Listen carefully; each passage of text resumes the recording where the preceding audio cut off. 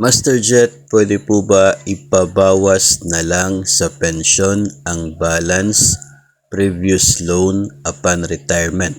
So ito po ay tanong related sa balance ng loan sa GSIS. Kung pwede ba itong ibabawas na lamang mula sa pensyon instead na bayaran upon retirement.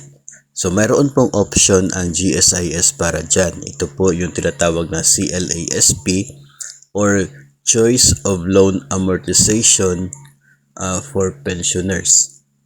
Amortization Schedule for Pensioners.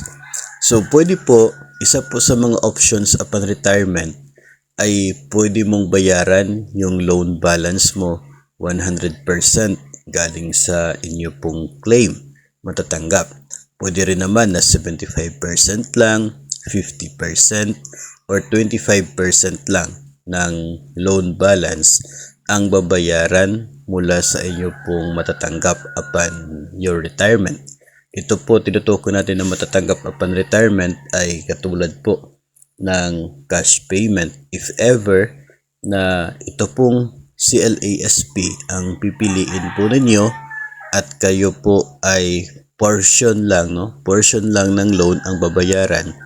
Ang inyo pong pwedeng option dyan ay yun pong pension agad.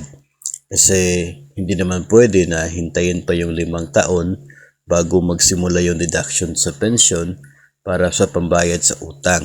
So pension agad yung option na pwede po ninyong magamit. Ngayon sa pension agad meron ka matatanggap na 18 months ng pension mo. Hindi po yun bawas sa inyo pong monthly na makukuha. Talagang para sa iyo yun. 18 months. So malaki na rin po yun. Parang 1.5 taon na pensyon makukuha mo. Mula doon sa 18 times ng pension, pwede pong ibawas doon ang 25% o kaya ay 50% ng loan balance mo. No? Kapag nabawas na dyan, of course, yung net mapapasayo na. Then the following month, magsisimula na yung pension mo.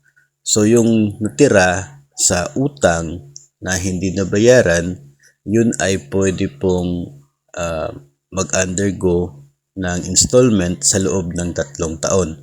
At ang monthly amortization ay ibabawas mula po sa buwan ng pensyon.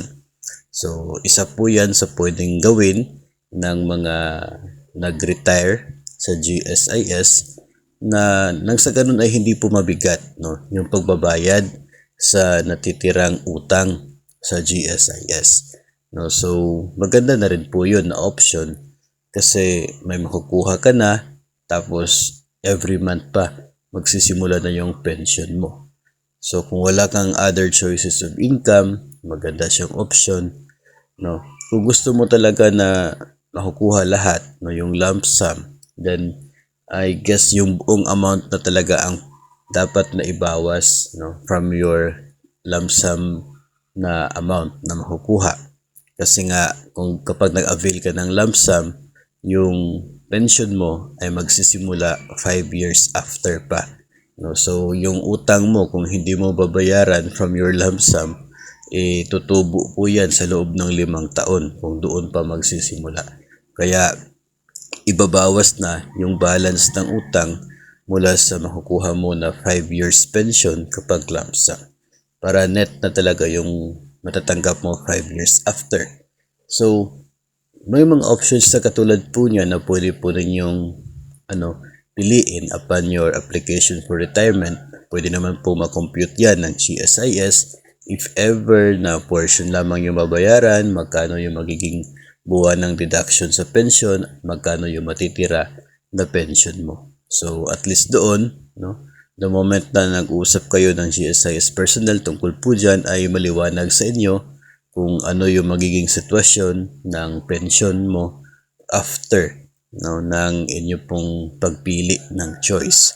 Then that way ay mababudget po ng maayos yung pensyon na matatanggap. So, yun po yung sagot natin dito po sa tanong kung pwede ba na ibawas na lang sa pensyon yung loan balance sa GSIS upon retirement.